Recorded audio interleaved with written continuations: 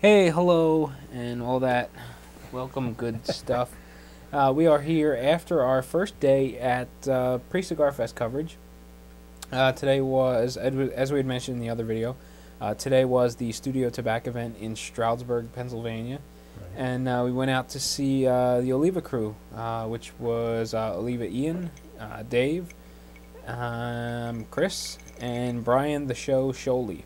And what do you think of the event? Oh, it was fun.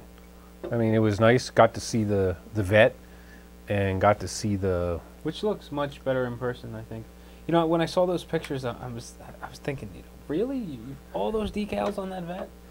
And it looked like a rolling billboard, but seeing it in person, they're not so in your face, and it looks. Yeah, they're more subtle. It seems. Yeah. So that was interesting because I was getting there expecting to see this this rolling billboard, and while it is a rolling billboard with a lot of logos, it looks much more tactful, I guess, in person. Yeah, it really does. I mean, it really. It just looks neat how it's done like that, and how it rolls over fenders and underneath the doors, on the bottom of the door panels there and everything. It flows together pretty nicely. Sorry, lighting my cigar. Now the trailer looks nice that they pull. I still have this thing about pulling a trailer with a vet. I just can't get over it. Sorry, my sports car days just doesn't allow me to get over that. Well, I guess they can get away from that when they go to the Ford E250 cargo van. Yeah. But Yeah. while they're doing sports cars, they're going to have to tow it with something. They did the same thing with the Mini Cooper. Yeah, actually, right. I mean, like I said, it's just I used to have the sports cars and everything else, and that's just like sacrilege, to me. But it did look good. I mean, it really looked good. I'm still waiting for them to give me the keys to do a test drive. But and then we'll have that on Stogie Review along with the police showing up, the accident, and everything else. Well, an interesting little factoid about that car is it was recently repaired. I guess when they did the Studio Tobacco tour down in Texas, Dave was telling me that they parked it out back behind the hotel, and they parked it sideways across a bunch of spots so you couldn't possibly hit it. Well, apparently someone in a truck backed up and backed into it and dented up the fender. Well, apparently you can't order that paint from Chevy at the moment. So they hit eBay, and coincidentally they found the fender they needed painted in the right color in Pennsylvania, and they just happened to be in Pennsylvania when they needed to get it fixed. So it was recently fixed, and it looks good. Yeah, it does. I mean, I can't say enough about it. The seats and everything look really nice. And for the event, it was my first time at Atlantic Cigar. That's where the event was held. And almost like all of the shops that are online, I thought it'd be bigger. That's what she said. Yeah, yeah. That little Jeffrey Jerry Dig in there. Yeah, it's Jeffrey from Stogie Review will be joining. They could be calling him Don. Oh man, and yes, we have some Zaya. But yeah, I really thought the store would be larger than what it was, and the location was interesting. It was downtown. There was a lot of activity. That's a college town. Yeah, I mean there was a lot of it. Somebody said there was, I guess, a concert down the street or something.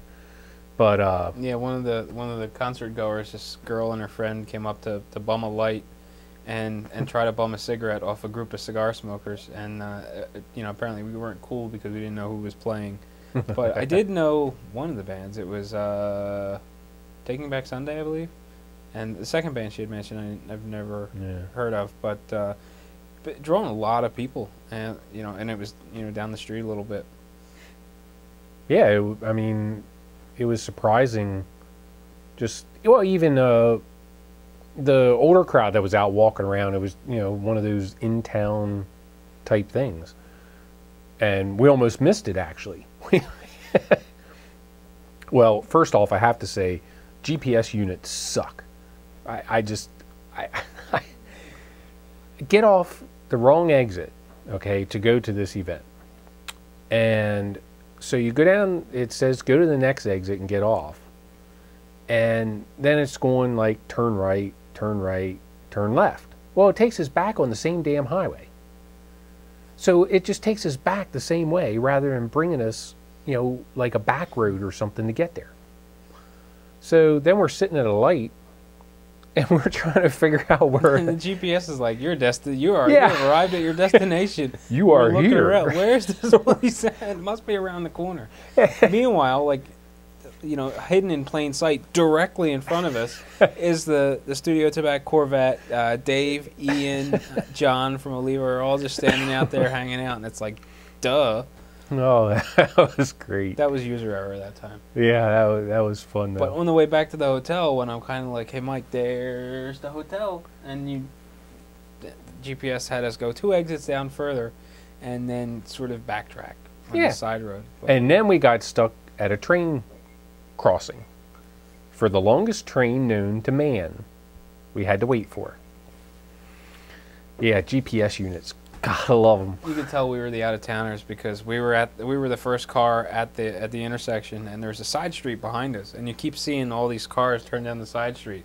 They go down the block, apparently go over an overpass, and you see them come back out on the other side of the tracks. Meanwhile, there must have been some other non-local behind us because we couldn't back around and go. So we ended up sitting there and waiting. As the car behind us keeps edging closer and closer, you know, like he's going to push us through a freight train. But it was great. We saw the train. It was going, and all of a sudden, we're sitting there, and Walt's like, "It stops. Is it slowing down?" And then it just stops. It stops. It rolls backwards for a couple of feet, and then it starts going again. And then it started moving much faster, so that was cool. The adventures of pre-Cigarfest. I'm telling you. But so have you ever met Brian Sholey before, or was that your first time? Or no, you know what? You met him last year. Yes. At Cigarfest. Same time I did. And that was the first time I had seen him actually at the rolling table, and I was kind of skeptical because Sam was a real people person, and I was kind of interested to see how that was going to work. Is he going to do, is he going to do this? Is he going to perform the same way Sam did in drawing the crowd? And I got to tell you, Brian was really, really impressive with what he was doing. They are no longer just putting wrappers on cigars. They have a small press set up beside the rolling table. They're bunching, they're pressing, they're applying binders, they're applying wrappers. Brian is making blends as he goes, and I found it just super interesting that they were going full blown with these rolling events. It's so much nicer than seeing Sam pull out a blank from a bag, pop the paper off, and go to town. While Brian did do that on some of the cigars, but the press was there with cigars in the press. I'm not sure how long they have to sit, whether it's an hour or a couple of hours, but I thought that was really cool, and I got a chance to smoke a special blend. Brian handed me this cigar, and he goes, "It's all Esteli Lajero fillers." He said, "Then I take the Cane F wrapper and use that as a binder, and then I use the Cane F wrapper again and apply it as a wrapper." And he said, "And I call it the donkey punch because it is wicked full body." And he says, "Here, I want you to smoke this. You like that powerful stuff." And I lit it up, and it was wet because he had just rolled it. Smoked, burned beautifully, and it was a punch in the face. And lots of flavor, really heavy, dense. And I was impressed. I actually tweeted them again later on that evening and asked them if I could get a 5-pack on order. So I'm gonna see if I can collect at Cigarfest on Saturday because that cigar really was impressive. Actually, I have another one that he rolled. Actually, when I was doing the recording of him actually rolling the cigars, he had finished rolling the cigar and he goes, "Here, this is for you." And he says he said something about this is something special. I don't know what it is, but I'm kind of interested in smoking it. It's definitely not the donkey punch. That was smaller and fatter, but I'm interested in smoking it. Yeah, I went through a box of those donkey punch tonight, and Yeah, that's one I will not be trying. Thank you very much. Well, they did pressure you into taking the V. Yes. Dave offered you the first time. No, no, no. And then they all called you a girl. Yep, and then yeah. you had to take it. You were peer pressure. I didn't want to be the girly man. But, no, I mean, they're good. I like the Oliva V. And it's just, I was concerned mostly because we didn't eat anything yet. And on an empty stomach with it. But I did good. I didn't have any problems with it. I smoked it and liked it. The Donkey Punch gave me a run Yeah. for my money a little bit there. Didn't have dinner or anything. I started getting the telltale signs of like nicotine poisoning where I get a mild headache. And then, you know, if I don't get something to eat, you know, within an hour or something, that mild headache gets worse and then I start feeling nauseous. But, you know, I didn't get that mild headache until the cigar was down to a nub. So, you know, it smoked really well, but not something that I'd fire up first thing in the morning. Yeah, that would be interesting. But and then the funny story for that was, we were talking before about stopping at, you know, like the Irish pub or someplace right there to eat. So we'll just head back through to the resort here and spa. And so we start coming back through, and all of a sudden traffic stops. We go down to one lane. We're doing like 2 miles an hour down through traffic. I was just waiting for Walt to get out of the car and just go to like a giant food store that was over there just to grab something to eat. Yeah, it was a fun night though. So, before that, we were hanging out with Jason, who is a fantastic host. And Jason, if you're watching this, thank you very much for the cigars and for the place to smoke. I had a great time, and I'm looking forward to doing it again tomorrow. Yes. So we'll be Tremendous hanging out with Jason again for a little bit tomorrow. And I'll see if I can get some pictures of his collection. He's got an amazing collection of rare Fuente stuff. Right. Opus, Anejos, Casa Fuente, God of Fire stuff. It's a really nice collection. It's done up well. It's in a display cabinet that he has recessed into the wall, and you know, with a big glass door, right. so you can 3 see tiers. everything. It's beautiful. Yeah, it's really, really nicely done. And then I love the bottle he has with the Opus X in it. I guess that was the original one. That was the only one they have ever done, right? Yeah, I'm pretty sure they've only done the one Opus X in a bottle. They're coming out with a Scotch, Right. which is I'm assuming some sort of Opus X in a Scotch bottle. Right. In this case, it's Calvados, which I think is like apple brandy, and it's got an Opus X Forbidden X up inside the bottle. There's like a little cork underneath that seals it. It sort of makes the bottle a tubo. Right. And Yeah. the cigar is stored up inside. Yeah, that is really cool. If you've ever seen one, it's just neat looking to see it. Hey, it's not really. I guess it's nothing real fancy. You just make a glass bottle with, you know, and push the glass up in the center to put the cigar in, and just put a cap on the end. But still, it's just neat how the presentation is when they do it. It looks like it's suspended in there. I think it's cool. We can do one with Zaya. No, it is very cool, and the liquid inside. I think it's Calvados. Is very good as well. I mean, it's you expect it to be kind of gimmicky and not so great, but Right. you know, the big selling point being the cigar. But the booze is really tasty. Me and Brian had a chance to try it when we were down in Las Vegas for IPCPR a few years ago, and Johnny, they call him Forbidden Johnny. I can't think of his last name, but you know, he was really generous with the samples. I think Brian and I had like 4 or 5 shots as we were standing around talking to him. Real nice, Johnny Soyak, and he was a really nice guy. I've never tried it, or really I've never even seen one at anybody's house or anywhere except at Jason's house. I mean that. Well, from what I hear, if you go to Casa Fuente, you can get it for $60 a shot or $500 a bottle. And it's not a very big bottle. It's like half a fifth, 375 milliliters or whatever it is. Nice. Hop in a plane tomorrow. But no, even the bottle, you know, with the Opus in it, I've never seen. I mean, I don't know how many. Do you know how many they made? I have no idea. I know it was. I think it was limited. Yeah. Run. But it's just kind of neat to see something like that. That's so it's just rare. If you've ever been to Casa Fuente and you look at they have like a wall of all Opus X branded stuff. Johnny Soyak's wife apparently does the Opus X slippers, and like bedchamber slipper kind of a thing. You know, it's really highbrow. You know, I just couldn't see myself walking around a $300 pair of slippers, but you know, it's really cool stuff. Yeah, I couldn't either. But other than that, I guess that's really about what we did today. I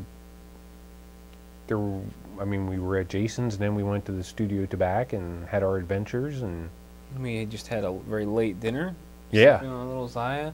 I'm getting ready to import some photos and some video. Again, I'm not sure when all this will be up because of the intermittent connection. Right. And if you hear a mild buzzing sound, that is the setup I've got. We're actually, you may see, we've got lapel mics on. I bought a mini mixer, and we've got it set up, just a trial run, and I was getting a little bit of a buzz. Actually, it was a whole lot of buzz that I got down to a little buzz, but it was still kind of annoying. So we'll have to play this back, and if it's too annoying, let's just re-record it. Let's do it again. If not, you know, this is final product, and you know. So if you see us say take 2 at the beginning, you'll know. Oh no, you won't, because you won't ever see this. Sorry. All right, well, I think that about covers it. I don't want these little diary entry style videos getting too long. Right. But tomorrow is kind of up in the air, hanging out with Jason for a bit. And then there is the Man of War pre-event that we're going to. Right. And then after that, we may or may not go to whatever party is going on. I don't know whether it's True Estates or Rocky Patel that's doing a party down at Benchwarmers in the area. So we may or may not do that, depending on how we're feeling. Where the parking is horrendous down there, and last year the music was just so loud. I feel like I'm getting old. The music was just so loud, I had a headache, and I couldn't get far enough away from the speakers. But it was really loud last time. Yeah, but it was hard. It was hard to talk to anybody. You know, when you go, you want to smoke a cigar or have a drink or something, and talk to people. You know, especially with a lot of you guys out there who we don't get to see, throughout the year. We live apart or whatever, and just to be able to sit there and sit down and talk and smoke a cigar and everything would be nice. And the music, I think, just overdoes it when they have that there. It'd be nice as a background, but not the front runner. All right, so there you have it. That is what's going on and what's on the agenda for tomorrow. And we will be back, and we'll do the little rundown tomorrow, the same thing. Bye.